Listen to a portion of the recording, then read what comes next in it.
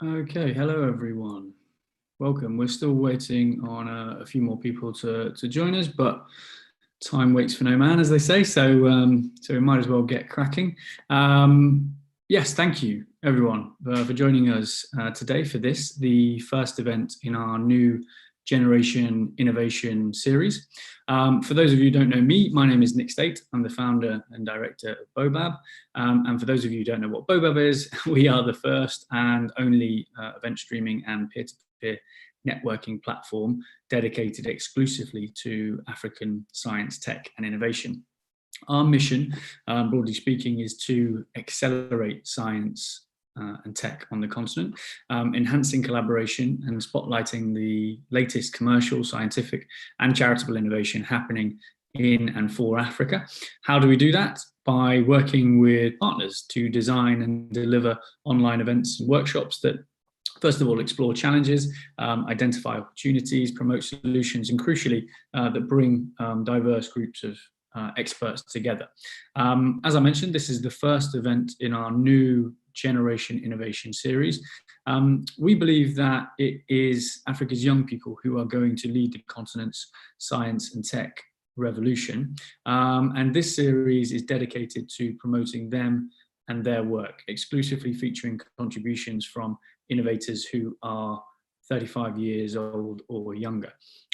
Throughout the series, which will be an ongoing series, we'll be looking at a whole range of issues and areas, including renewable energy, agribusiness, more public health stuff, satellites for sustainability, all sorts of stuff. But today we're focusing on public health, and more specifically medtech in Africa, a fascinating, complex and rapidly changing area.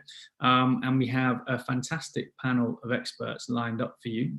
They include Dr. Jean Chula, who's the Business Development Director at Medixus, Menyo Innocent, who's the founder and director of MScan, Shafiq Sakito, who is the VP for Business Development at Matababu and Think IT, and Dr. Suan Odiasa, who's the CTO at TALAMUS Health. And we also have Brian Mwenda, who is the CEO of Hope Tech Plus, a fantastic lineup. These guys are ambitious, they're agenda setting, and they're going to be sharing their insights and experience of trying to navigate the challenges and opportunities presented by COVID, as well as the broader public health landscape in Africa. And also they're going to be trying to help us imagine a future post-pandemic by drawing out some of the trends that we'll be seeing develop in the next sort of 5, 10, 15 years in this space. So without further ado, let me introduce our first speaker, Dr. Jean Chula. Jean is as I mentioned, the Business Development Director at Medixus. She has an MBBS from the University of Glasgow in the UK, as well as a Master's in Public Health. She's worked in both the NHS in the UK and in the Kenyan healthcare system as a practicing clinician, as well as implementing organizational effective programs within public and private health facilities. Jean, welcome. Thank you very much. And over to you. Thank you so much, Nick. It's an absolute pleasure to be here. Allow me to share my screen. Hello, everyone who has joined us. I'm really excited. Just keeping an eye on my time, I'll get right into it. As Nick said, my name is Jean Chula. I'm the Business Development Director at Medixus, and I'll be taking you through our innovation. So just a bit of background in terms of where we are. I picked the top 3 countries represented by the panelists today. So while it looks like Uganda is actually leading, Kenya is the one with the highest number of cases. So as of yesterday, we had over 89,000 cases, whereas Uganda had about 23,000 and Nigeria about 70,000. And in terms of number of deaths, we've seen a sudden rise in the past few months. So we're just over 1,500 deaths here in Kenya. Nigeria just slightly over 1,100, and Uganda about 200. And this is taken from the Ministry of Health here in Kenya. So when talking about COVID-19, the opportunities presented and, the existing healthcare system, what do we consider? Well, we know that Africa faces a shortage of trained healthcare workers, and certain populations are not able to access quality healthcare. And this is not just unique to the continent, this is a global problem as well. And when we employ digital health technologies, then we can help address some of these challenges. So in terms of COVID, we know that there have been challenges, yes, but there have also been amazing opportunities that have been presented. And I've just done a quick table here so that we can have a look at some of these. So no lack of finance is huge, in terms of money for infrastructure, money for hiring healthcare workers, money for a COVID response. But I think what we've really learned from this is that we need to become self-reliant. We need to stop relying on the West. We need to stop relying on donors and waiting for handouts. We really need to start being our own solution. And I'm really glad that these innovations are focusing on innovators here on the continent, because this is where the future lies. And I think, as we've seen in terms of the West and high income countries that are grabbing vaccines, 14% of high income countries have already taken over 53% of available vaccines. So in Africa, we really need to start relying on each other and collaborating so that we're not left behind. And where there was a lack of data, when you had really manual processes, where you just had paper initially, we've seen people become more accepting of the idea of digitization of data. Here in Kenya, we have a home-based care program, and the patients are actually monitored using a mobile app that was developed here. We're seeing people becoming accepting of teleconsultations. Healthcare workers are using tech to communicate, as I'll show you. So we're really seeing people accepting, and this is beginning to give us data insights, which is amazing. And where there was regulation issues, we usually say that regulation trails behind innovation. We're actually starting to see faster approvals. So where it would have taken years, these approvals are getting done in a matter of days. So that's a really big plus. And also policies and bills being pushed, especially here in Kenya. Now for silos, we know that this is not just unique to healthcare, different verticals, there's lots of fragmentation. But in COVID, we really had to realize that we have to work together to move ahead and to get through this pandemic. So again, a real collaborative approach there. And where people were fearful because this technology is new, they're not entirely sure what is it all about. There's been a lot of education, there's been a lot of adoption, a lot of use. So COVID has really opened up doors, and people are beginning to actually use e-health, digital health, which has been also really good. And for places where there's poor connectivity and the infrastructure was not great, people are starting to think outside the box. What can we do? You partner with telcos who can increase the connectivity. You use solar power, where you have power outages, you don't have a generator. So we're starting to get these solutions as well. Now, I know this slide doesn't project very well. It's not for you to read the fine print here. The point of this was just to show you, in terms of COVID action, who put out this call for innovators who are building resilient health systems in the midst of COVID. Over 550 applicants applied. And I wanted to point out that out of the top 30 that were chosen, 21 of these innovations were from Africa, which is just mind-blowing. There's so much innovation coming out of the continent. There's so many solutions to be found here. And if you use your eye of faith, you'll see Medixus right there. So it was a real honor to be part of these innovations. So again, another slide that shows you just that. Brighter Bridges do these innovation maps. And I just wanted to point out, in 2018, they had sort of mapped out the innovations across Africa. So for the whole year, they mapped about 100 health tech ventures. Whereas in just the first quarter alone of this year, there were over 200 ventures that they were able to put together. And again, if you use your eyes of faith, there's Medixus' little dot up there, and over here, we're right there as well. So coming straight through to Medixus, what are we doing in the midst of COVID? Like we've mentioned before, we know that there's a deficit of healthcare workers across Africa. And if you're working, there's shortage of staff, you're going to get burnt out. And if you're burnt out, you can't communicate well with your teams. And especially during COVID, what we saw was there was so much information. There's like an information overload, pandemic information. So where did healthcare workers go to get information? Where could they rely on information? We even saw well-respected journals having to retract publications just because information was changing so fast. So that's where we came in. Our solution is a secure mobile app that centralizes the knowledge of all healthcare workers on the continent. We aim to drive intra and inter-facility communication and collaboration. So communication within the same facility and across different facilities. And we really do that in one of three ways. Through a case collaboration tool, where healthcare workers can communicate effectively with each other and post cases in real time, regardless of where they are. A patient handover tool that uses a globalized recognized format to reduce the number of adverse events, and a continuous professional delivery tool for patients. for healthcare workers, where you can upskill your knowledge base. And really this all feeds into each other so that you make sure that the right people access the right knowledge at the right time. So what does our product look like? As you'll see here, you're able to upload images. If you want to highlight something, if you want to redact something within the app, you're also able to do that. Our handovers have a follows a dashboard sort of format. It's really intuitive to use. For your cases, you can use the case feed, and it's tagged according to specialty as well. So again, healthcare workers can come on there, when they're sharing about COVID, when they want to ask something they're not sure about, it's really, really easy to use. So we've seen a lot of growth in this period. Pre-COVID, we're looking at numbers of about 668. This number actually now has risen to 1,307 as of today.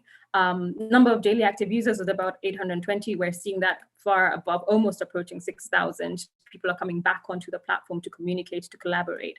Numbers of handovers before this were only at 32, but we've seen 641 patients safely handed over using the platform. And again, we had majority of doctors. That's because when the platform was first opened up, it was purely for doctors. But now in the wake of COVID, we've actually been able to sort of ring fence the platform and open it up to different cadres. So we have nurses and clinical officers, medical students, paramedics coming on as well. So a real collaborative effort. So majority of users are still doctors at 77%, but we're seeing a lot more coming on. And we've also been able to add in functionality during this time. So for our handovers, we've made it a lot easier for our users to use based on feedback. They can use a search functionality, filter out certain patients. And also for our CPD platform as well, we've been able to add in the quiz functionality. So I'll take you through our team quickly in my remaining time. We've got our amazing CEO, Nicole. She's got a lot of experience across Africa and product and health tech background. We've also got Rita, who's our technical co-founder and has years of experience in development. Myself, I've introduced myself. We've got Stephanie, who's a medical doctor. She's our clinical lead. Victor heads our operations, and again, bringing years of experience across the healthcare sector. And Virginia is our growth manager, again, with lots of years of experience in sales and marketing in the healthcare sector. So just to bring this all home, what are we saying? We've seen a lot of opportunities in the healthcare space in the midst of COVID. The landscape is just right. People are beginning to be accepting of this. People are beginning to ask questions. We've seen healthcare workers really open to using digital health, and we're excited that our platform is actually one of the ones that is building resilient health systems in the wake of COVID.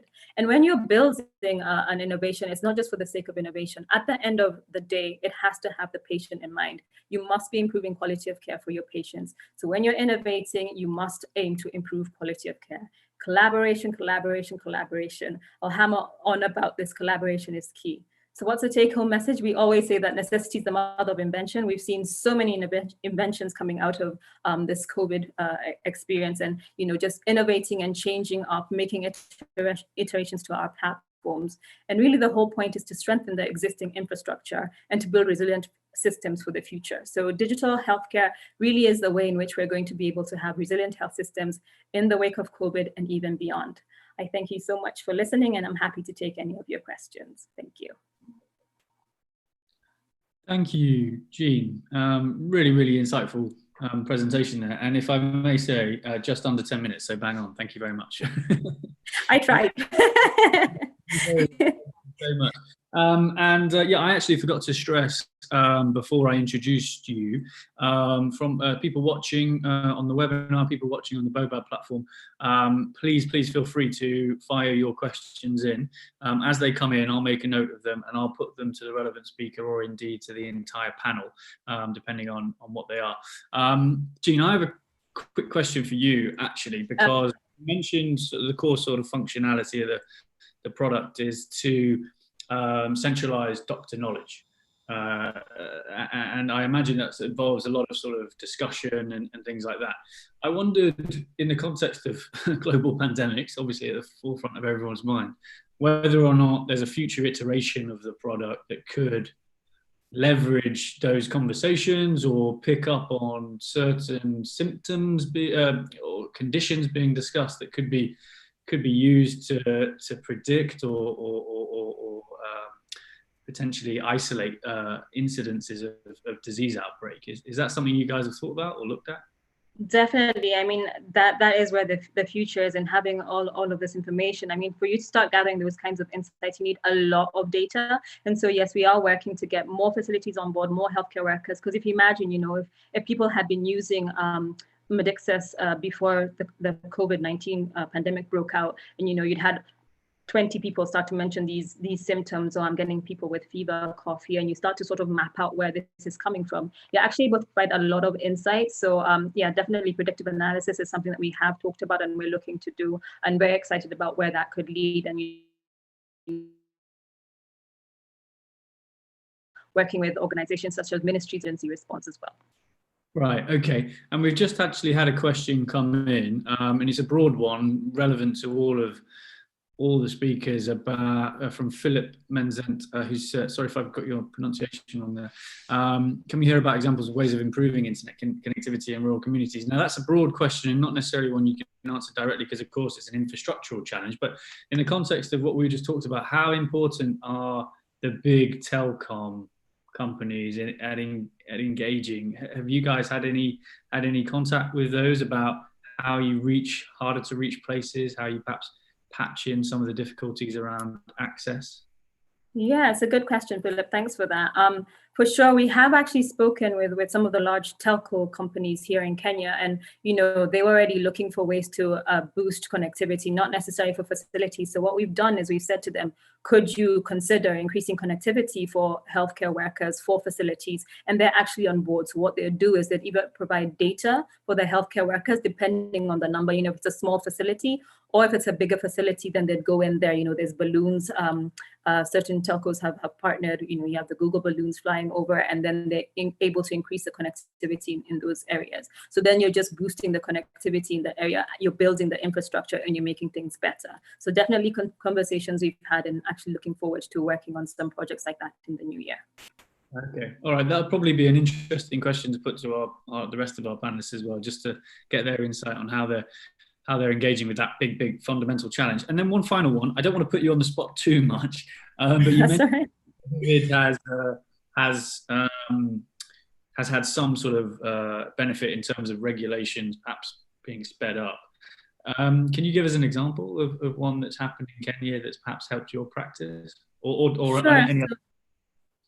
Yeah, so we've had the Kenya Medical Practitioners and Dentists Council, which is the regulatory body here for healthcare workers for facilities. They actually started on a case-by-case basis approving telemedicine digital health platform. So they were able to do over 40 digital health providers in a very short span of time. And basically what that involves is just filling out a form, and then they give you approval. Something that would have taken years before was done within a matter of days. So indeed, we have seen goodwill from their part, and they've been acting very quickly, and we're working closely with them so that we can further the digital health agenda here in Kenya.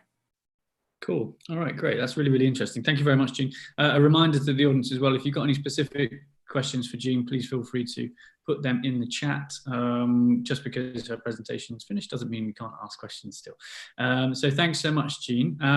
Right, we are now going to move on to our next speaker, who is Menyo Innocent.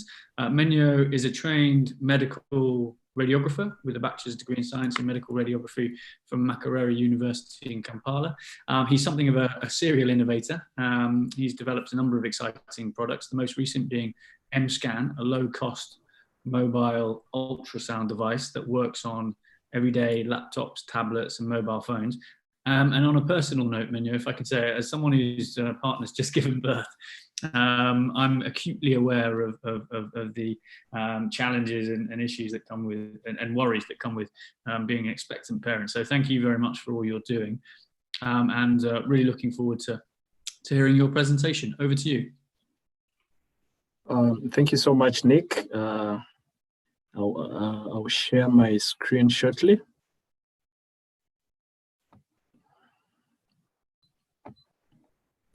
So once again, like you've heard, my name is Innocent Menyo, a medical radiographer by profession, and the founder at M-Scan Uganda. I present to you under the topic, the future of medtech in Africa, post-COVID, a case of M-Scan.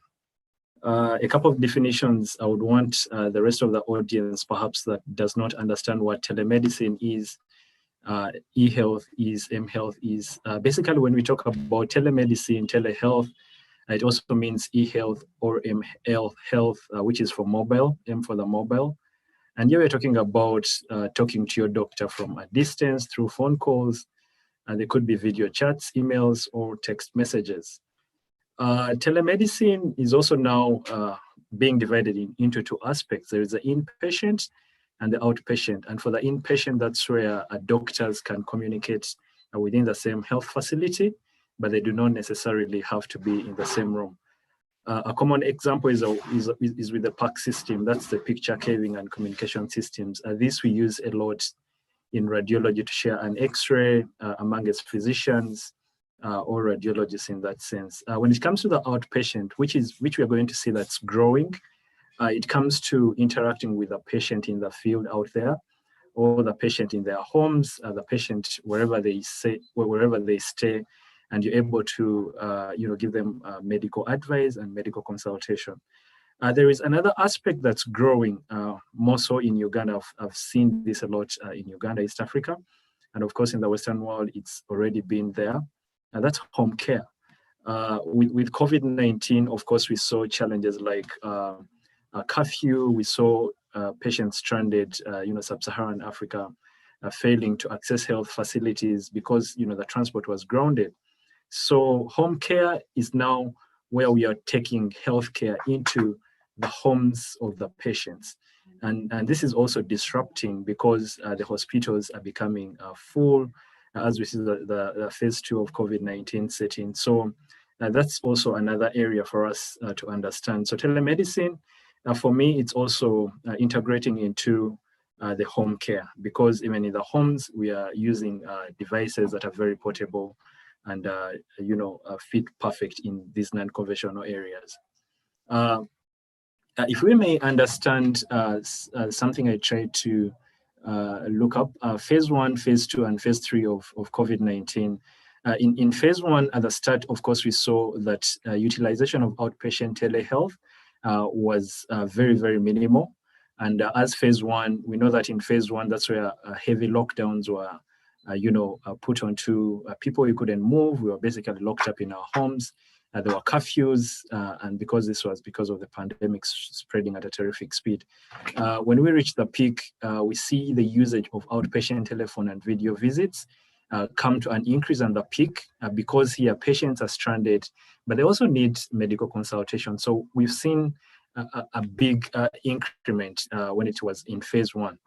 At the peak, of course, social distancing, people got used to COVID-19. Being Africa, people were saying, Africa, you're not dying, our genes are resistant to all that. There was a lot of beliefs, and we saw that the social distancing was relaxed and basically curfew uplifted. So those who are trying to adjust to telemedicine or telehealth, the curve sort of goes down, and this was basically due to relaxation in the lockdown, and people would now access the health facilities. As phase 2 of COVID-19 sets in, and I believe for my colleagues in Uganda, we are at this stage, and we are seeing that right now, the hospitals are becoming full of COVID patients, and an admission is very, very hard to achieve. In the private sector, you pay a ton of about 10 Ugandan million shillings to just be admitted in a health facility in Uganda. So we see that the hospitals are becoming very full. But at the start, we would see that there was limited utilization of inpatient telehealth. But now as hospitals become full, also the doctors protecting the health workers, we're trying to use telehealth to see that we reduce on the active interaction with patients. So this is going to a peak in the inpatient virtual consults. And as we see the second wave, take shape, it will definitely take a surge as the inpatient telehealth becomes a new billable service line intimately. We know the health funding and the out-of-pocket expenditure of Africans is not that much. So as this becomes part of the out-of-pocket expense, because hospitals certainly have to use this to basically fill up on this new development. So we shall definitely see a big surge.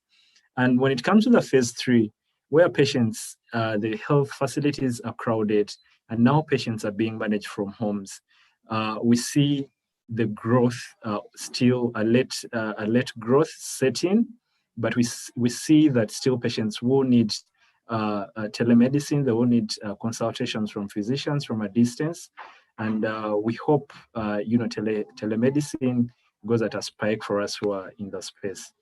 Hope that throws a lot of light regarding that. One of the biggest challenges, of course, that we look at is the health financing, in particular telehealth.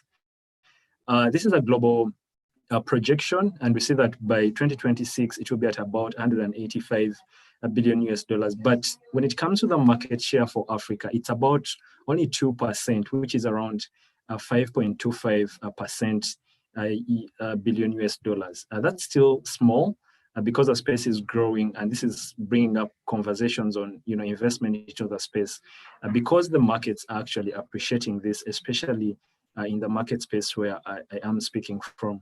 People are seeing the need for telehealth. People are fearing hospitals, a lot of social challenges. People are fearing to contract COVID-19 because it's so scary at the hospitals right now. So this calls for more telehealth financing, to better the projections, especially for Africa that stands at 2% of the global telemedicine market size. What's the case for MScan? After understanding all this background, the maternal health is increasing on a daily. Before COVID, we were at 16 mothers dying every day due to complications related to pregnancy. And with COVID, the statistics are blurry, but we know that the maternal mortality and infant mortality rates are on a spike. And we know that the World Health Organization recommends ultrasound, a minimum of at least 4 ultrasound scans in pregnancy. So we know that most of the complications can indeed be detected using ultrasound. So as MScan, we've been challenged to develop portable ultrasound machines that apply both in the conventional and in the non-conventional spaces to be able to achieve ultrasound. What we do is we detect risk factors of maternal mortality and have these mothers referred on time. These are our devices. The ultrasound probes can work on a tablet, they can work on a laptop, they can also work on a mobile phone. And with the findings, we basically communicate with our team of doctors and also with the different hospitals we are connected to channel our patients to them. Of course, the market size in Uganda alone, there are over 5,000 private clinics and 2,400 health center 3s, and we are currently working with 10 private clinics and 6 health center 3s. We've been in talks, of course, to expand to Kenya, and we have a distributorship model already in Kenya and engaging about 5 hospitals to be able to sell to and work with them using our ultrasound devices. Of course, with the wake of COVID-19, like earlier, I talked of the fact that patients are finding challenges to access health facilities. We were still challenged to now take medical services into the patient's homes, what we earlier talked about as the home care. And with this, our devices being portable, being power efficient, and working on everyday laptops, tablets, and mobile phones, we've built now a model where a patient makes an appointment with us and we're able to use our bikes and our transport systems. We go to their homes, do an ultrasound scan. If a complication is detected, we connect them to our team of doctors. Sometimes based on the history provided during making of an appointment, we move with our team of doctors. But these being non-emergency ultrasound scans, most of the patients that have been approaching us, we go scan them. Sometimes we detect complications that perhaps these patients didn't know that they were having. So we refer them on time and have the baby salvaged and the life of the mother and that of the baby saved. And the projections, of course, are good in terms of the numbers, in terms of the impact, and also in terms of the revenue. This brings us to our traction from the start, where we started with just a software that would draw fetal graphs, and we know pretty much it was a fetal tachocardiogram that we made ourselves, where we just detect the fetal heart rate. But we had to move to detect the real form of an image in utero and detect complication out of this image, which is the ultrasound and a real-time ultrasound where we are able to see organs in real time. Of course, our impact, we've scanned to date a number of pregnant women totaling to 700. With the telehealth, it's coming to 800 and detected over those complications. These are the districts that we've impacted in. Again, with the home care, we see that we are able to reach the patient in districts that are also stranded. Someone talked about the challenges with internet connection. Home care is one of those that, trying to bridge this gap. Whereas patients might want to access these services, some of them don't have the capacity to connect to make virtual connects with doctors in health facilities. So we are seeing that home care is actually building a lot of impact, both in the urban, peri-urban, and also in the rural facilities. And with this, we are seeing this us expanding our impact across Uganda in particular. Again, like the earlier speaker talked about, talking about strengthening partnerships. We strengthening our partnerships through, we're currently working with Johnson & Johnson, Outbox, the UN, YGAP, and also Sono AI, where we're trying to integrate artificial intelligence and ultrasound to boost the accuracy of our systems. This is the team, myself, the lead, Dr. Prosper, medical doctor. We have systems experts, Ivan and Joel, and of course, business strategy, and Phyllis. We also work with a radiologist, Dr. Rosemary, and an obstetrician. I would want to end by saying that this is one of the mothers that, of course, was saved using the ultrasound devices. The complication detected early, the mother referred early on time, and the baby and the mother, we have them smiling. In the future, we are going to see that we might not prescribe drugs. We might actually prescribe applications to see that patients get the right medical care. I believe, for me, that no mother deserves to die, even in the wake of COVID-19. I know mothers are stranded, but I believe no mother deserves to die while giving birth. EMS can save a mother, save a life. Thank you so much for listening in. Thank you very much, Innocent. And what a message to end on. I think we can all agree with that. Absolutely fascinating discussion, absolutely fascinating interaction between digital tech and some really smart hardware as well. I have, again, I have lots of questions. Your business model going forward, is it a case that you will employ a team of doctors or pediatricians or obstetricians who will be sent out with your devices, or is it a case that you can sell your devices to other doctors and they can use it independent of MScan? Just curious to know how that's going to move forward for you guys, or if I misunderstood, apologies. Thanks, Nick, for that. So we work through three business models. One is the direct sell, where we sell the devices to clinics, hospitals, and also freelance doctors and radiologists. But of course, we always make sure that there is some quality assurance to it. We make sure that the doctor or the radiologist has the credentials to do an ultrasound scan.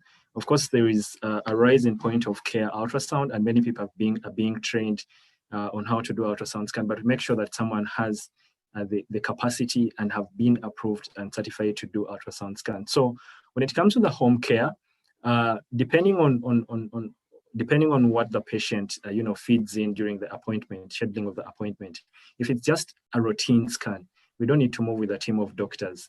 If the patient rather talks about a scary history, say they've had cases where the placenta has been in the wall of the baby, placenta previa to say, then we usually walk in with our team of doctors and they do an examination at their homes of comfort, and then we do the ultrasound scan so that we make sure that there's no emergence that comes up as we are in the patient's home. Fascinating. Okay, really interesting. Well, that was kind of my next question, really, because I imagine this goes hand in hand with good training, doesn't it, of ultrasound and radiographers. So, great to hear that you guys are maintaining a high level of standard as well. We have a couple of questions coming for you, Innocent. First one from Mike Raxworthy, who has asked, what is the medical insurance company's view of telehealth and home-based services? Are they engaged? What's your experience of engaging with insurance companies? Absolutely. So EMSCAN, we've talked to one of the insurance companies in Uganda called Minet Uganda. Of course, it's also in Kenya and basically a Pan-African insurance firm. And they're very positive about it, but they want to understand the numbers to the granular level. How do they come in? Does this, reduce on the premiums at the end of the day for them? And are they in business? So the insurance firms are up for engaging with telehealth companies for as long as you prove that the numbers actually are positive on their end and also on your side. So it's up for conversation with insurance firms. And for EMSCAN, we've already started one with Minet Uganda and hope to have something come up with them. Interesting. All right, fantastic. That's good to know. And then we have another question from Philip. Thank you very much for your engagement, Philip. We really appreciate it. He has given you a compliment, in a sense. He says, wonderful project with so many children impacted by birth complications. Is the Ugandan Ministry of Health showing interest in this technology? Are you engaged with any government departments on rollout or adoption? Thanks so much, Philip. Yes, indeed, we are. We are in touch with Ministry of Health, and actually this year, when COVID hit, the point of care or the portable ultrasound machines proved again that they offer less cross-contamination, and they are also very cost-effective for hospitals to acquire because, hospitals face challenges of financing. Patients are no longer coming to hospitals. So even when it comes to the technology, the medtech, they had to go for cheaper options. And as such, we've gotten an award from Ministry of Health Uganda as the Innovator of the Year, and they're willing and open to support us. We've run a pilot and presented to them on the impact of this in a low resource setting. That's Buko district in Tebei sub-region at the border of Uganda and Kenya. We've proven that this actually works. When you train midwives, this works. So ministry is up for this. We are also very soon going to launch a pilot with them. So it's good news for us that we are working with the regulator themselves than having the regulator having to be on our cases on if this is actually something that's very credible. So we are getting a lot of validation from them. And again, on the issue of the internet, when we piloted in Buko, realized the internet was very, very bad. So we had to get Airtel Uganda, one of the leading telcos in Uganda, we worked with them through a partnership, and we've implemented a project and a pilot with them in Buko district, and they've come to also understand, the challenges in terms of internet coverage, and these are some of the discussions that innovators are able to drive. So we are driving the telcos to improve the internet coverage, because without the internet, indeed, telehealth can't come to a success and is all in vain. So we are working with the telcos. We're also working with regulators like Ministry of Health. I see. Fantastic. Thank you very much for referring back to that other question from Philip about infrastructure, because it's going to be an ongoing theme, I think, going forward, isn't it? Yeah, sure. Well, that in lots of ways, you represent a demand for better maternal health care in rural settings, and that demand drives supply and engagement with telcos. So that's really good to hear you're working with them so closely. Thank you so much for that. Again, don't if you've got any more questions for Innocent, feel free to fire away. I'll be keeping an eye on the chat. But next we are going to go to our next. Thank you very much, Innocent, I should say. Next we're going to go to our next speaker. I'd like to introduce Shafiq Sakito. He is the VP of Business Development at Matibabu and Think IT, a technology and experience disruptor that, amongst other solutions, has launched Yotta, a platform aimed at providing real-time data on disease surveillance. Shafiq, thanks again for joining us. Great to have you with us. Over to you. Thanks, Nick, and thanks everyone who's listening in.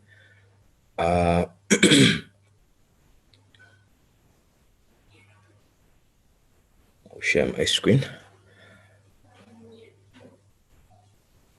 So at Think IT Limited, we aim to bridge the gap between communities and the rightful access to health. And for the past few years, we've been working to have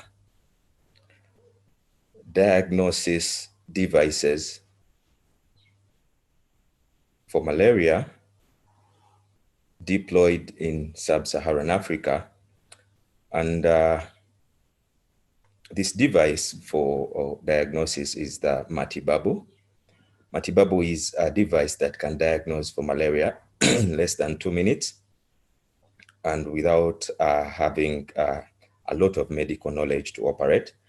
And in our journey deploying Matibabu, we realized that there is a big gap in data. So we've been trying to tackle the way we diagnose malaria, but it seems with other researchers can give more information on this. It seems that the parasite keeps on changing, and somehow it's getting harder and harder to tackle it. Many efforts are being put to trying to have a vaccine and all that, but without accurate data, we think it may also be a great hurdle to a big hurdle to get to that point. So along with our Matibabu device, we are trying to obtain proper surveillance for this disease. Oh, excuse me a little.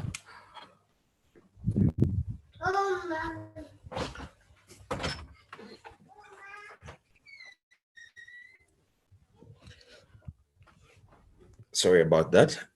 So we are trying to get proper surveillance tools for malaria. And so far we've tried to deploy the YOTA application in 60 health centers in Uganda. And why are we doing this? So we are trying to help governments, help pharma companies, help insurance companies, help decision makers and other stakeholders in the medical field on prediction of disease outbreaks and all that. So narrowing back to the COVID-19, we feel this could be also something useful if we can be able to detect which areas are having many incidences or many cases. And we feel we can use this app because right now we're doing it for malaria, but we are picking very many data points, speaking also in the point of future personalized medicine, where we will have medicines that are customized specifically for a patient. So we've seen the Western world trying to get there, and I think some of the vaccine, the COVID-19 vaccine research has been delayed due to such issues. And we feel with such data being obtained, we can be able to personalize medication. We've had cases where vaccines are deployed here in Uganda, and people are having diverse side effects. So we feel with this data, we can be able to also come up with personalized vaccines and medication, not only for malaria, but many other diseases. So with the 60 hospitals we've managed to work with so far, they're in 4 different regions. That's Eastern Uganda, the West, some hospitals here in the Central. They are really excited to have such a surveillance tool integrated into their systems, because currently the data surveillance tools being used are paper-based, and they're not giving real-time data. They're not having personalized data. It's just aggregated data, which comes in maybe 2 to 3 months after. So we approached the Ministry of Health here in Uganda, and we managed to obtain the necessary approvals. And starting, I think, January next year, we're trying to scale up and have more hospitals join the platform. And also we've gotten a few links to Rwanda, where we also want to pilot the same kind of technology. And the total addressable market is really big. It's not only in Uganda, like I said. We are trying to get into Rwanda, and I think we can have the same in sub-Saharan Africa. Like I mentioned earlier, governments can be able to define their policies well, to know where to put the right medical intervention with tools like YOTA. Then for the pharma companies, they can really focus on what kinds of medicine and where to sell their medicine. And for researchers, they can build on what kind of data we have. Like I said, we have over 50 data points in just one collection. And also insurance companies can be able to know who to charge more, what are the risk areas, and things like that. Yes, I think for our partners, we are working still with a few pharma companies and universities to make sure we can deploy more and scale this tool better. And thank you. I think that's it for my presentation today. Thank you very much, Shafiq. Short but sweet presentation. Excellent. That's what we like. Thank you very much. And no problem about the child in the background. I think this is lockdown life now, isn't it? And we're all used to juggling childcare and work. So no problem. Thanks again.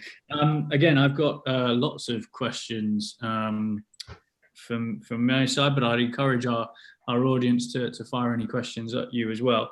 In the meantime, just a little bit more on the use of surge data, if you wouldn't mind elaborating.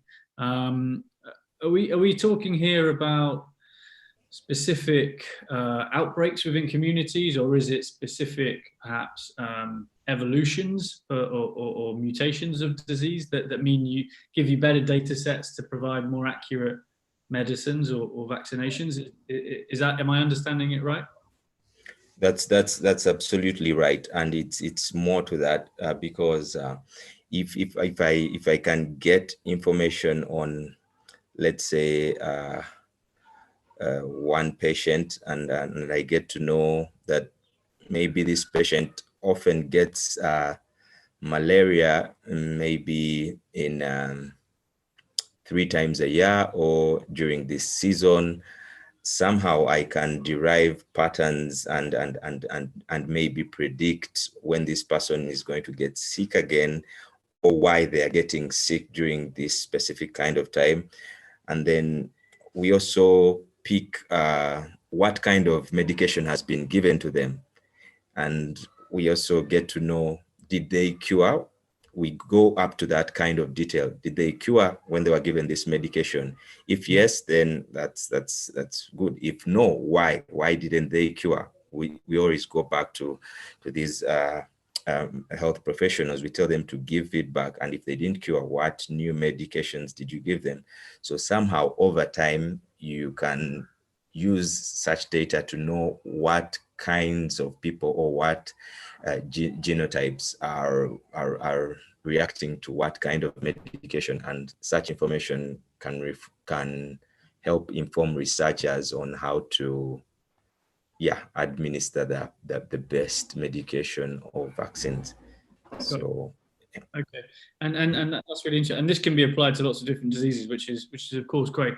In the context of I guess malaria versus COVID, because as we know, across the world, COVID has pushed a lot of other critical disease prevention and care to the back of the queue. I just wonder, in terms of your experience, you're engaging with hospitals all the time, are people still giving things like really serious diseases like malaria attention and time, or is it a case that a lot of resources are being diverted by COVID and you're not able to do as much as you like with malaria? How's it playing out in that context?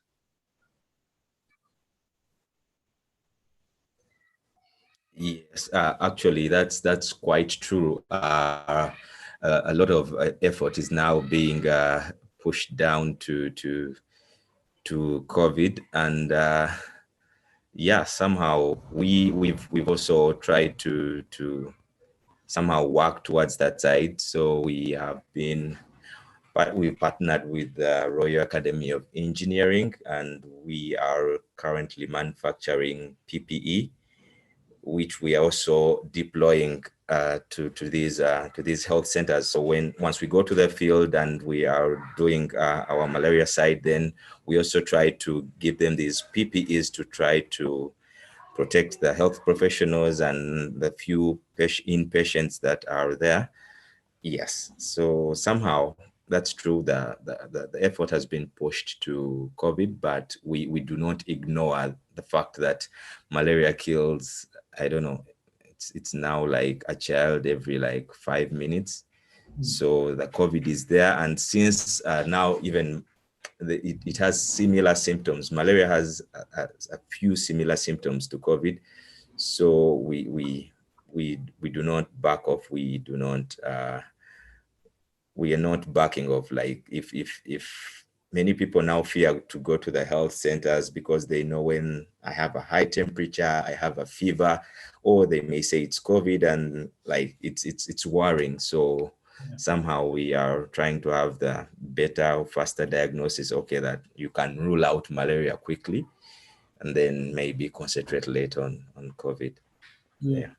Okay, and we've got a question from an anonymous attendee, mysterious, who asks, do you see your technology being used in understanding the impact success of a COVID vaccine on African or your patient population, and how quickly can you get insights from the data, or how large are the data sets? How large is a data set required for meaningful population level insights?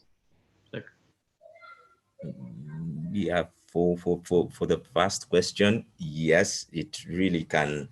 The tools can be used to know whether a vaccine is going to work, because there's been many I don't know how to call them. At the beginning of the pandemic, people are like, oh, people in Africa, they're having strong genes, they're not getting the disease. And then thereafter, the cases are on a rise. But still there is that question, like, why aren't we having more deaths? Because the cases are there, but our deaths are not surpassing those in maybe Europe or the US. And somehow we feel that it may be the genotype, and we are yet to find out. Like, yeah, so I'm thinking the tool can be applied in that way. If the vaccine is deployed, we can use that tool to know, okay, maybe this amount or this number of people have been administered, and what's the effect. Yeah, we can use that tool to capture that. And the second question was, could you remind me a little? Yeah, so it was, where are we? How quickly can you get insights from the data, and how large a data set is required for meaningful population level insights? So you're working in 60 hospitals. Is that giving you, a sufficient blanket oversight for Uganda? Or are you going to need to extend that further to get really good insights at a population national level? Yes, so we need to have it deployed at least today. At the end of the day, it's a simple to use application. The health professional will pick the smartphone and just take a picture, and automatically we're using something called template matching. So automatically all that data is picked on the form and uploaded to our servers. And with this, we feel when we get this data, we feel like maybe we need some more hospitals, because 60 is not enough. Like I said, the total addressable market is big. 60 is not enough, but for a specific region, because we were targeting districts. When you look at our dashboard, you can be able to see that there are some regions that are having more cases than the others. Then when you look at maybe things like age, sex, yeah, there's lots of data points. I can't say we really have made sense out of all the data. We are just picking it for now, and we are looking to make more sense out of it to be able to define like what direction to take. But Okay. at least we are picking all of them. We're not leaving out others. Yeah. All right, fantastic, very interesting. I've got a couple more questions, but I'll leave it for now so we can answer them later. But we're going to move now to our next speaker, who is joining us from Nigeria. I'd like to introduce Dr. Suwan Odiasa, who is the CTO at TALAMUS Health. Suwan is a qualified medical doctor with a keen interest in the practical application of technology in both clinical and commercial settings. TALAMUS, which is active in Ghana, Nigeria, and South Africa, has developed a mobile-first healthcare platform that allows patients to make physical and video appointments with doctors, receive appointment reminders and laboratory and imaging results, organize medication, store medical records, and pay medical bills, all from their phone. Wow. So, thanks very much for joining us. Really looking forward to hearing from your presentation. Over to you. Hi, Nick. Thank you very much for this platform. Also, thank you for the opportunity. To the other panelists, very interesting products and services. Hope to catch up immediately after this. Oh, Doctor, sorry, Seun, you're very quiet. Would you mind? Can you hear me now? Yes. Is it better now? Okay, okay. All right. Thanks. Well, thanking everyone for the platform, and to the panelists also, wonderful products and services. I'm sure we'll catch up immediately after this. Thank you also to the attendees. I'll be sharing my screen now.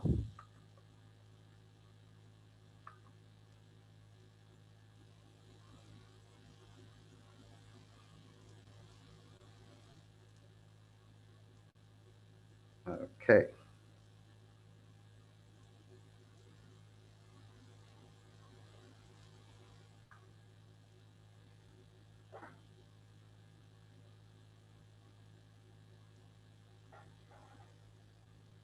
Okay, so we at Talamus, we are a mobile healthcare platform. We work across 4 countries in Africa. We currently have solutions that range from inventory management to electronic medical records, also to insurance claim services. So basically what we're trying to do is bridge the gap between healthcare providers and healthcare services. Most times when people speak about healthcare providers, the focus is usually on doctors. But for Talamus, we decided to analyze the whole ecosystem. So we have people from the doctor to the patients to pharmacies to people that work in insurance companies, the inventory, people that basically radiographers, lab technicians, lab officers, basically. So from our previous experience, we realized that there's a certain ecosystem that's peculiar in most countries in Africa. Because our focus isn't really on Nigeria, our focus basically is on a global scale. We tend to tackle each problem one by one in different locations. So basically this looks a lot very disrupted, where we have the doctor and the patient. We have patients having issues with connecting to clinics or finding doctors or even booking appointments or even getting to those facilities. We have issues with pharmacies, keeping track of their medications, inventory management, keeping stock, supplies, and all that. Then for also the insurance companies to how to accumulate their claims, for hospitals sending in their insurance claims to the insurance companies. We also have issues with radiographers, basically where you have, which is very interesting with Mr. Menu on M-Scan, where basically being able to take radiology investigations remotely. For Talamus, what we have is a mobile tool also, which allows you to basically take a picture or a video after having your scan. So this is the picture we have basically for Talamus. We tend to digitize healthcare practices across Africa. We call it our smart health information platform, where we have digital pharmacies, telemedicine plus, The reason why we added a plus is because we offer this same services to the insurance companies. It helps them to adjust their plans, helps to reduce hospital visits. And also for those who aren't online or who don't have access to internet, we also have a call center to help them pass through these phases. We managed to set up hubs in different remote areas or communities, which is easier for people in remote locations to actually reach out to us also to have access to healthcare. We structure billings and payments, insurance claim management, reporting and analytics, where we have basically about 15 different indices that can be captured from patient data, number of patients that visit the hospital, number of patients that even visit the pharmacy. Basically, at each station, you can get population count. This also leads to symptom checker, capturing symptoms from patients. Also, in terms of revenue and billing, we also capture that data. The best part of it, which was in relation to COVID-19, was actually having a heat map. So with our data, we're able to extrapolate the hot zones, basically in different regions in Nigeria here. And we're able to know, we have a partnership with the government, so it was very easy for us to deploy in those facilities and know which locations require medications or quick access to healthcare. So just an overview of TALAMUS. TALAMUS is a mobile health platform. It was founded by a neurosurgeon who's Dr. Muri Raifu. He's a neurosurgeon based in the US. Some of our awards previously in 2018, we won the United Nations ITU award as the most scalable SME. We're also listed as Fast Company's most innovative companies in 2019. Currently, we have about 1,000 facilities in different capacities at the community level, at the secondary care level, and tertiary care level across Nigeria, Ghana, South Africa, and Zimbabwe. I decided to start with an overview of the public health systems. Surprisingly, yes, Nigeria has a very weak public health system. The reason is because there are so many projects that have been done here, but the problem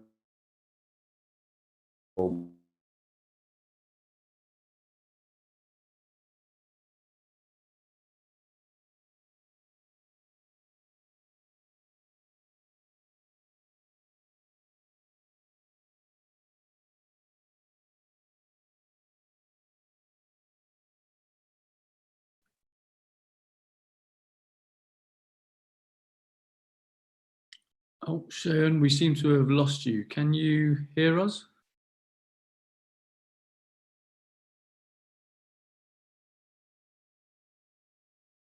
most countries, Okay, you're back now.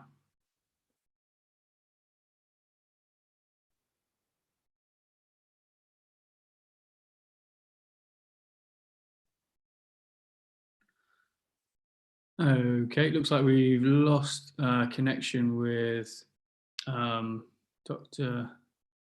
Shayon, but not to worry. Hopefully, we'll be able to get him back soon. Shayon, can you hear us? How's your connection looking? If not, Brian, we might move on to you next, and then we'll come back to Dr. Shayon when he has his connection back. No, doesn't look like it. Okay, not to worry. Dr. Shayon, we'll come back to you if we may. Brian Mwenda, are you there? Hello. Hi, Nick. Hi, Brian. Sorry, slightly earlier than planned, but such is the fate of an online event. I think we'll go straight to your presentation if that's okay. So I'll introduce you, and then we'll come back to Shayon. Yes, so Brian, CEO of Hope Tech Plus, a medical technology company that creates assistive devices for visually impaired people to enable them to experience freedom of movement, helping increase participation in society as well as access to education, employment, and social activities. Brian, over to you. Thanks, Nick.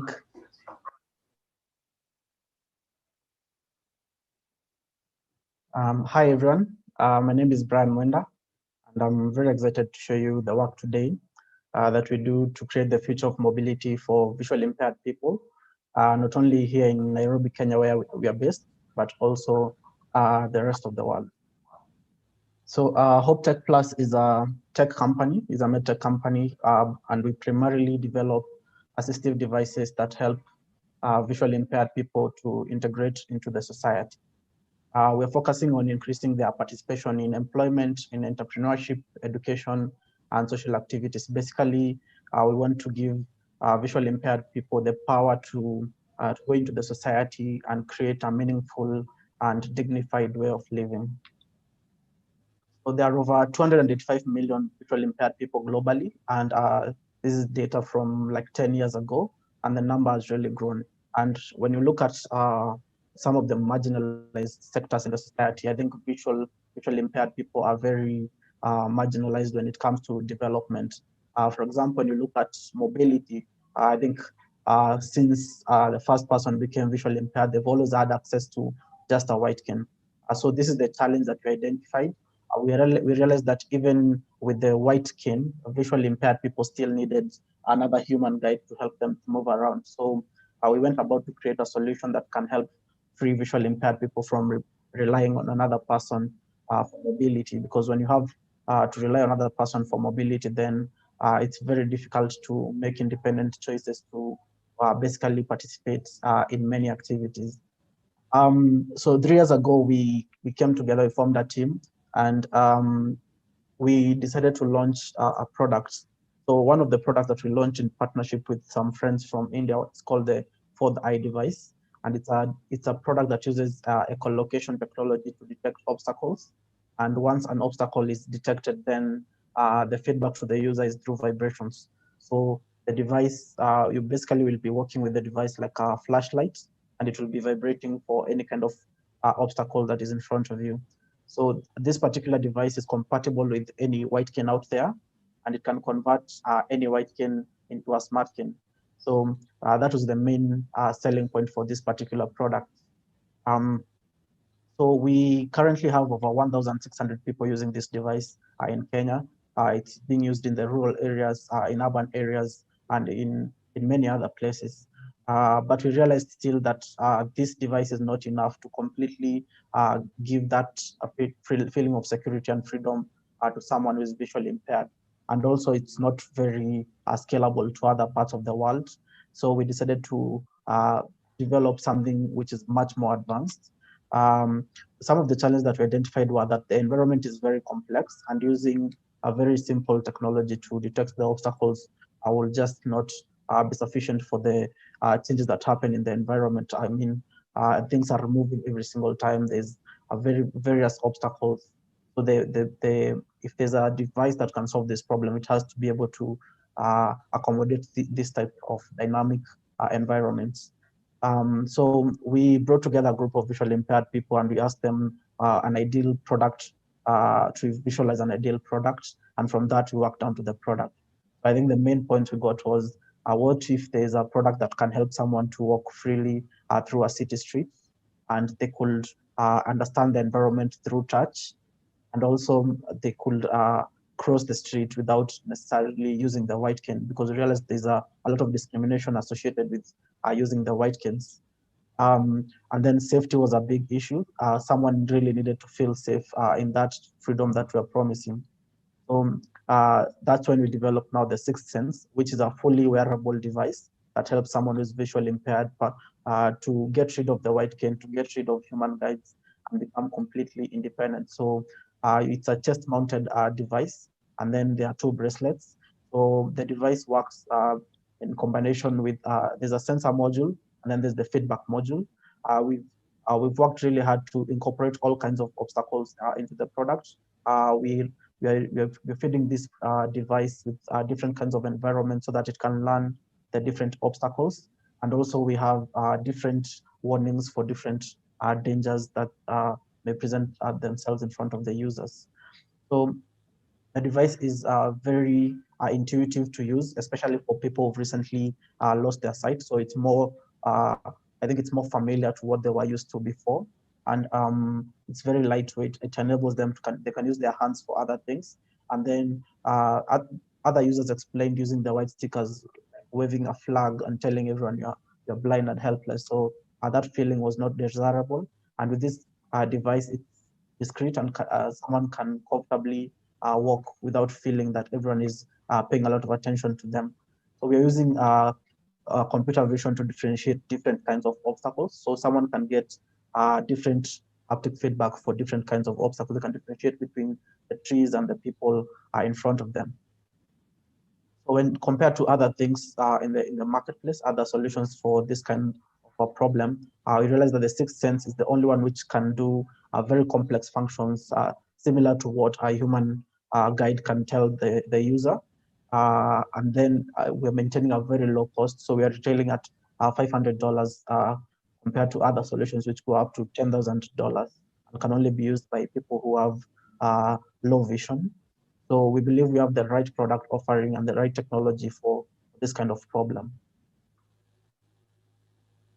So in terms of scalability, this product has a lot of potential to scale, and we even have ideas of making some of the development open source in future. For example, it can integrate into apps like mobility apps like Uber.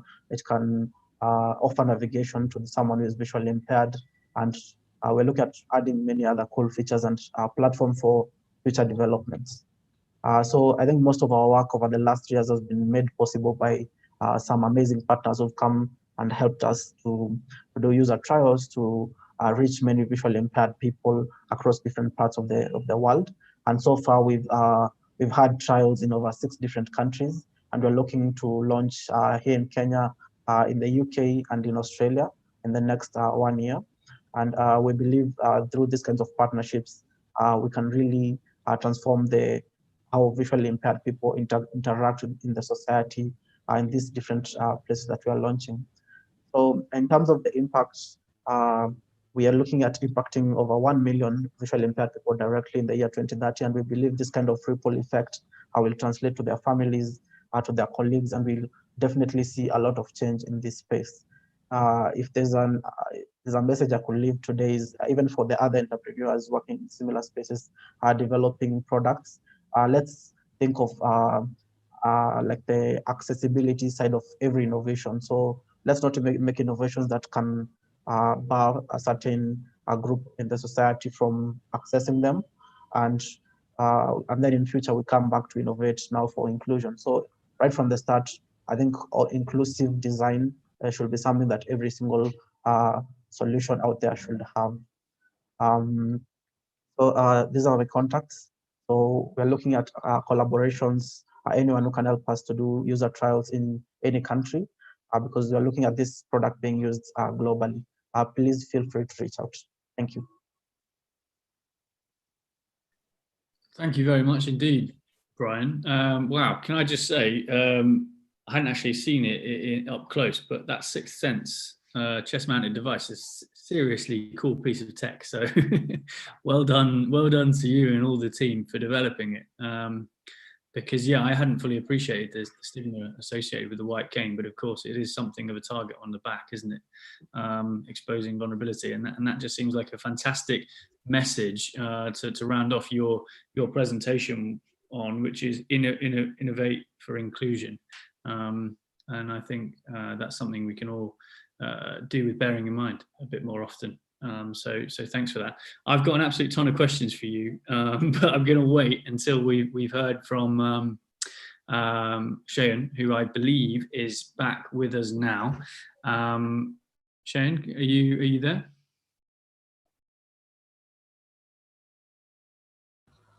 Yeah, apologies, Nick. Thanks for bringing me back in. These things happen, don't they? Yeah. If you're okay, we'll just pick up from where you left off. Okay, then. Thank you.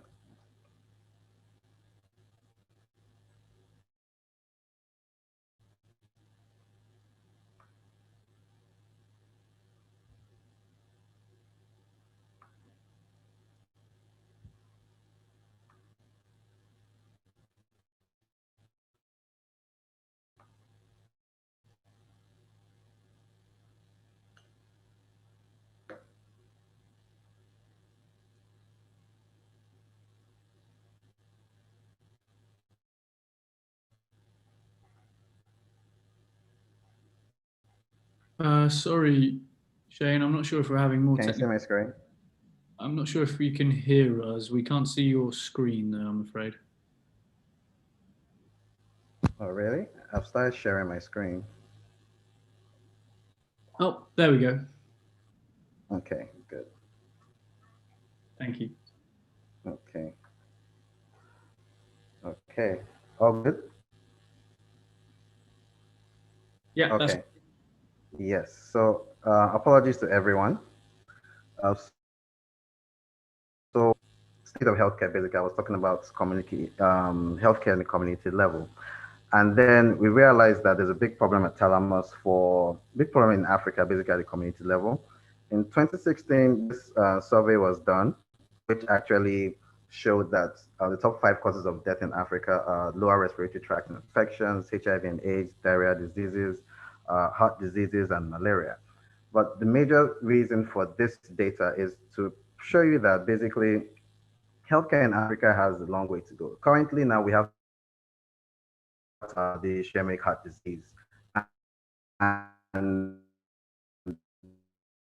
we basically don't really have access to care, and there are poor monitoring services, which is the reason why in Talamus Healthcare we decided to have a solution which allows people to basically be monitored from home or in the facility. That was the essence of having big data basically on our platform. So I'll head straight to challenges in the COVID-19. And for COVID-19, that the major issue again is people having access to care.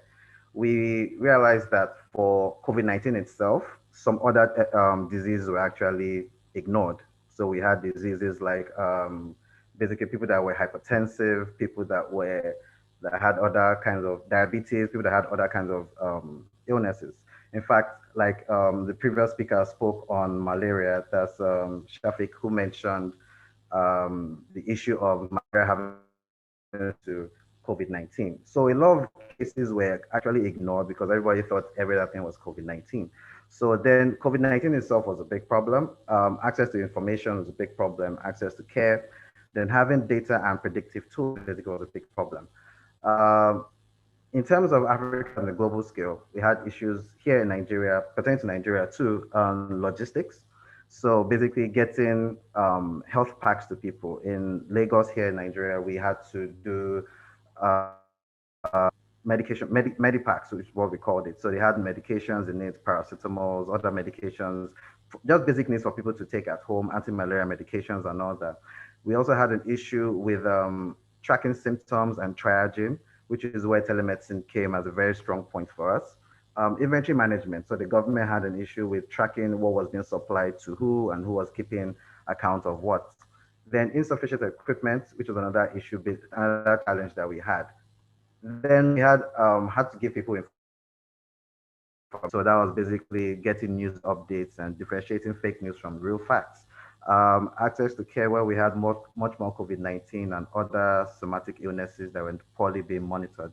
Then there was a big issue with mental health. So we had a lot of people with anxiety, depression, basically mental health. We realized that mental health was becoming a challenge. So some were even presenting with symptoms that were similar to practical diseases, but realized that basically it was more of a psychological thing.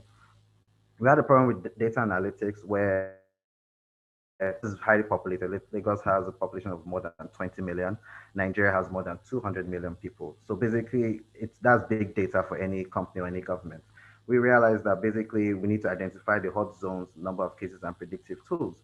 These features were actually available, but how would I say it now? Let's say the COVID-19 created an enabling environment for Thalamus where we could actually display most of these features. We've had these features for over 2 years prior to the pandemic, but due to professionals or government bodies not seeing the essence of having big data or having be able to accumulate this information in one platform, that became an issue previously. But with COVID-19, we were the first point of call, and people basically were trying to reach out to us to offer them telemedicine services, offer them data, and also to try help them to procure equipment and manage their systems, basically.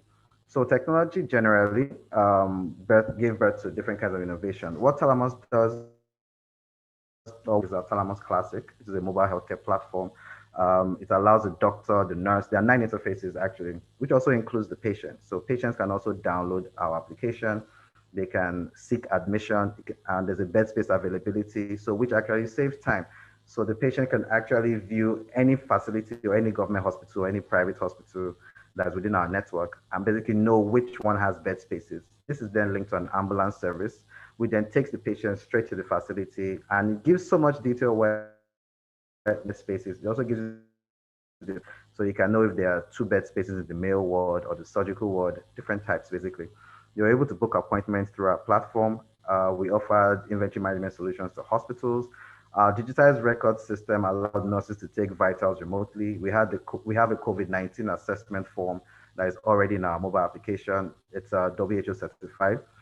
We had our essential drug list, which the doctors, the farm techs can also provide medications to people in the populace, or also to distribute medications to people. We also provided people with social media and online trainings for healthcare professionals and also for the general populace through our telemedicine platform, which included video call services, our text messaging services. We also did social media and email marketing too.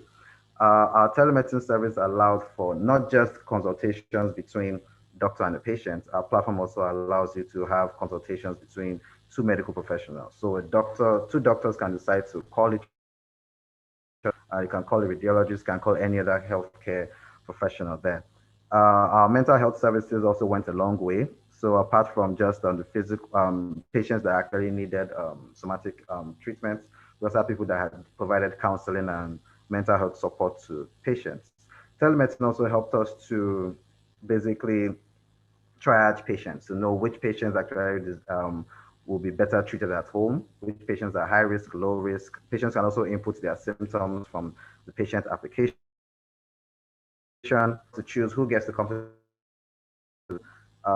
Also, we had a symptoms checker, which helps patients to actually, when they put in 1 or 2 of their symptoms, it's easier for them to basically know whether they're high risk or low risk.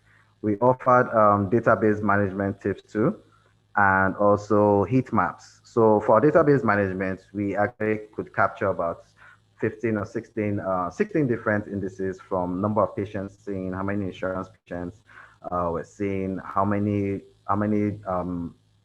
consumables with. Basically, a very big dashboard, which allows you to view all these things by time, by age, by sex. You can even know how many patients a particular doctor sees in a day. You can basically different demographics. Then what we explored was a partnership with the company on 3D printing, because there was an early need for ventilators, and we explored the avenue of having 3D printed materials up to face masks and ventilators and other medical equipment. On TALAMUS platform, which is available on the iOS and Android Play stores. If you download the application now from the Play Store, you actually be downloading it as a patient. If you're a healthcare facility or a healthcare professional, you can actually, we have to create a profile for you, send a mail, and then we create a profile for you as a facility or as a healthcare professional. We've gone across more than 1,000 facilities across Africa. We have a lot more penetration from Nigeria and Ghana. South Africa, we work with one of the largest insurance companies there, which is Discovery. We're planning to move into East Africa with some of the telcos, because we realize that telcos are highly needed in terms of internet penetration and also dissemination of information to the populace. So basically, this is an overview of TALAMUS. We have a partnership here with Microsoft. We use the cloud service. We also have a partnership with an association which basically comprises of all the private healthcare professionals in Nigeria. Then we're across 22 states out of the 36 in Nigeria, 4 African countries, and makes healthcare very easy and creates a very good network for interaction between different healthcare professionals. This is just an overview of TALAMUS in the news, from Fast Company to our first mobile healthcare platform. This basically... I'm okay. So this is our team. Yeah. So yeah, this is the team, and basically I'm Chief Technology Officer. And thank you very much, guys. Thank you very much, Shane, and thank you very much for persevering with technology issues. It's the sign of the times we live in. Thank you. That was great, really, really interesting, and incredible piece of kit, a real turnkey solution for lots of prevalent challenges. And it was really interesting to hear you talk there actually about the integration of mental health as well. I think certainly in my experience of working in African public health, only quite recently have people started actually talking seriously about mental health. There's still big issues in terms of treatment and care, but hopefully, work by organizations like yours is helping to shine a light on the comorbidity that exists between infectious or non-communicable diseases and long-term chronic mental illness as well, which is something perhaps we can chat about a little bit later on. Right, I'm afraid we haven't got an awful lot of time left, so I'm going to fire. We've actually got a couple of questions for Brian, and then I'm going to open some questions to the panel very quickly. Just a brief reminder to our panel, just so we can get through a couple more questions. If you could keep your answers succinct, that'd be wonderful. But first, Brian, because we had to move on so quickly, we have a question from you, from an attendee that is about how many people are using your hardware devices at the moment? Yeah, so thanks for that. So currently, there's the first version of the product that I showed. So that's what we have in the market. So we have over 1,600 people using that. For the new product, right now we're going into intensive user trials over the next 1 year because we're getting a higher classification of a medical device. So we need to do lots of user trials, and we're getting lots of partners on board for that. So for that one, we're looking at launching by the end of 2021. Right, I see. Okay, fantastic, great. So you guys, I imagine COVID probably did something to slow you down a little bit, as it did with almost every business in the world, I think. But that's really exciting. Within Africa, outside of Kenya, are there particular markets you want to go after? Around the world, is there particular markets you're keen to penetrate?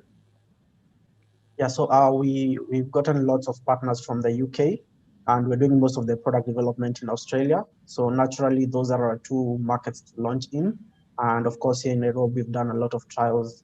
We're going to make the product available, but we're focusing on hitting the ground running in the UK and in Australia, then now scaling through Europe and the rest of other countries. Yeah. Okay, and just out of curiosity, because I imagine the price point, as you said, was very good compared to other more sophisticated site assisting technology, but still, there's still a price tag to it, which some people won't be able to achieve. Are you looking to collaborate also with perhaps charities or development organizations who can help cover the cost of some of the products, or is it purely straight to market, consumer market? Yeah, so with our current product, we're using that model where we work with charities work with government through social protection. But with the new product, we're looking at selling directly. And we believe in the markets that we're launching, similar products have performed very well at that particular price point. But still, we're looking at getting class 2B medical device certification, which will allow us to sell through insurance. And once we can prove, especially for people who've recently lost their sight, and then that can be used as a tool for therapy, getting used with the new way of life, then I will definitely be able to sell through insurance. And then I think that will make us grow very, very quickly. Right, okay, fantastic. That's really interesting. Again, insurance raises its head. Something for us to look at in the future, perhaps. All right, thanks so much for that, Brian. Right, I'm going to open up a couple of questions to the panel. If you want to answer it, jump straight in. If no one answers it, I'll pick on someone. So it's up to you guys. But first things first, I just wanted to talk very briefly about policy. Now we're always, I am anyway, quick to blame policymakers and governments. It's particularly easy to do that in terms of the UK government at the minute. But to what extent are we in a kind of a chicken and an egg scenario, whereby we need data provided by companies like some of yours to help inform policy, but we also need a policy to help create the environment that makes it easier for companies like yours to collect the data. So I'm just curious to know whether or not COVID has changed that dynamic with policymakers, or whether or not, you know, you're still coming to loggerheads with people who are regulating the markets you work in.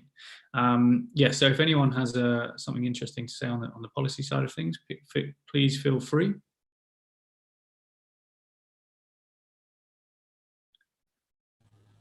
But if not, oh, hi.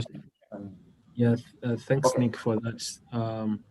I think MSCAN, we've had interactions with ministry, but on the basis that we had already done some pilots and had some data.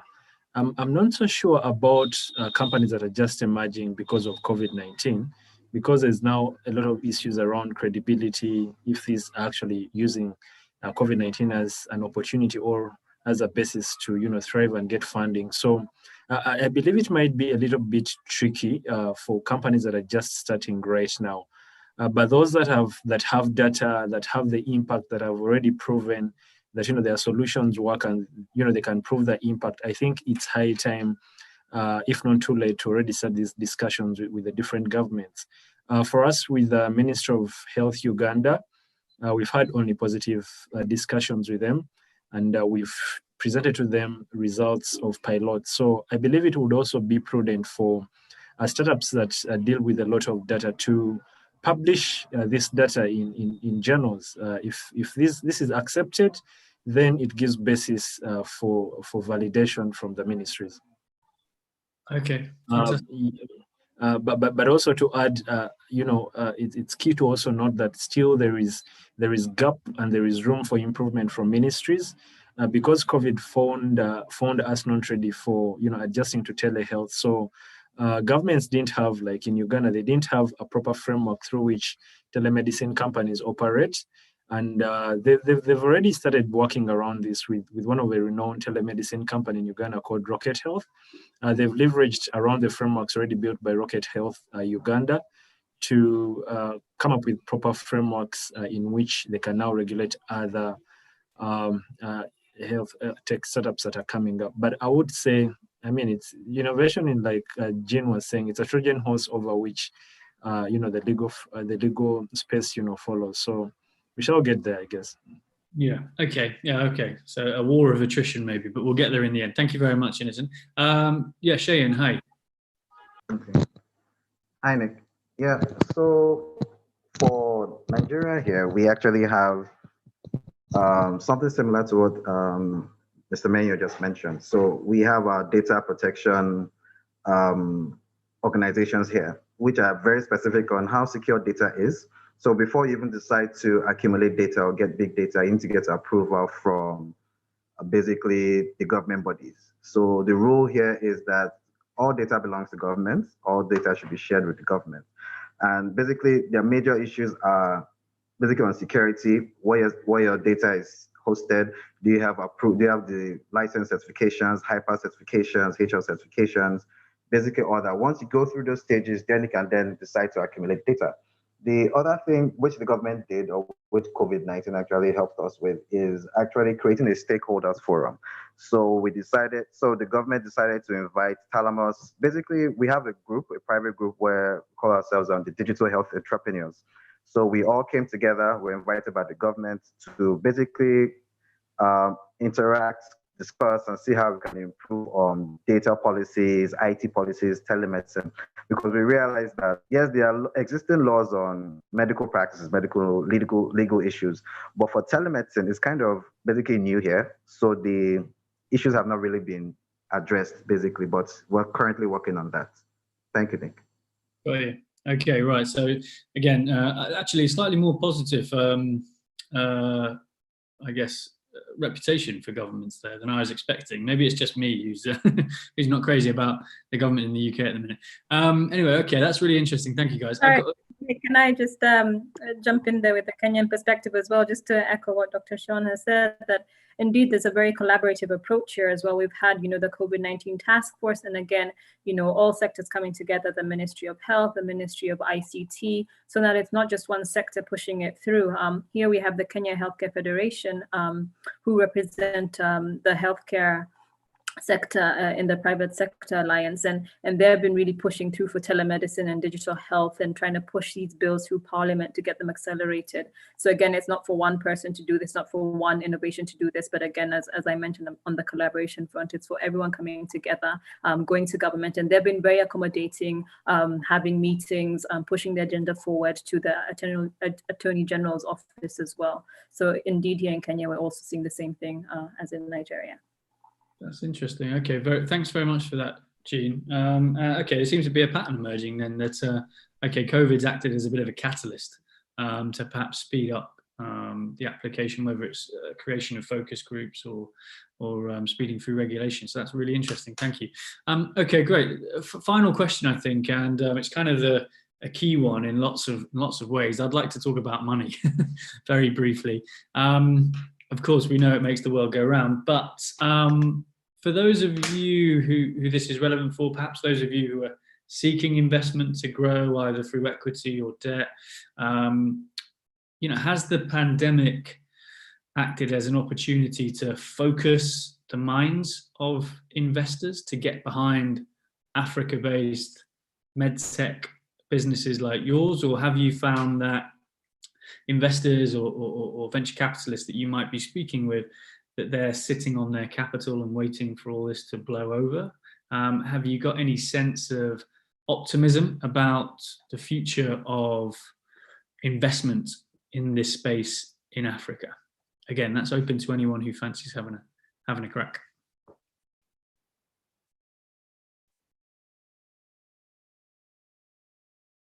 Shayan, yeah, go for it. Okay. So in terms of investment, I would say, so even some of the investors are having a hard time when it comes to investing everybody had a big hits during that period. So basically, I think it's kind of a balance. So you have where investors want to invest, but basically what they usually look out for are the numbers. So which was basically an advantage to us. We had a lot of traction from Asian investors. So a tip for the other people in this session, basically, Asia is really interested in Africa. We have a lot of people that are trying to look into basically technological advancements. You'll be surprised that most of the healthcare processes in even Japan are not actually digitized. They're still on paper because they have basically paper is still going to be your biggest challenge in terms of electronic health records and all that. But the best thing is, if for investors, I think, yes, there's actually a better traction since after basically the last maybe 3-4 months of the pandemic. That was when things were getting a bit stable, especially here in Nigeria. We eased on the lockdown, and we had investors basically trying to see how they can improve on, or basically invest in healthcare solutions here, not just particular to TALAMUS, but to other businesses too. But I think it's a good thing. I think COVID has created new opportunities for small businesses. Okay, all right, really interesting. I guess that's true of any business seeking investment, isn't it? It's important to be able to show traction and show an investor a potential opportunity. Okay, was there anyone else who wanted to contribute to that question? Yes, Nick. Regarding investment, in particular in Uganda, what I've seen, and of course, conversations that keep growing up, is there's reduction in foreign investment, foreign direct investment. And what now we are seeing is how can startups maximize the available local investors, that have already set foot in the different countries where they operate. And we've seen this firsthand because before COVID, we were finding challenges to collaborate with some local investors like JICA, the Japanese International Cooperation Agency. But with COVID, they've come on board and we are now working with them. So I think there is now a lot of potential to tap into local investors. versus looking out for foreign investors. Well, they could be there, but they're quite uncertain at times, and investors to risk the money into markets that they're not sure on how the guidelines are being implemented and how the shape is going to be in the face of COVID-19. Yeah. Okay. So yeah, uncertainty creates a challenging market, doesn't it? Okay. All right. Well, unless we have anyone else would like to make a final comment on money, I think since we've run over slightly, sorry about that, everyone, we will wrap up for today. I'd just like to take a second to thank our speakers, Innocent, Shayan, Jean, Brian, and Shafiq. Thank you so much for joining us. It's been a real pleasure hearing from you about your thoughts, your businesses, and your thoughts on the industry going forward. Thanks, of course, to our participants and attendees. Great to have you with us. This is the last event of the year for BOBAB, but we will be back with a very busy 2021. So look out for upcoming events, and look forward to catching up with you all then. Thank you very much, everyone. Goodbye. Bye. Thank you. All right. Thank you.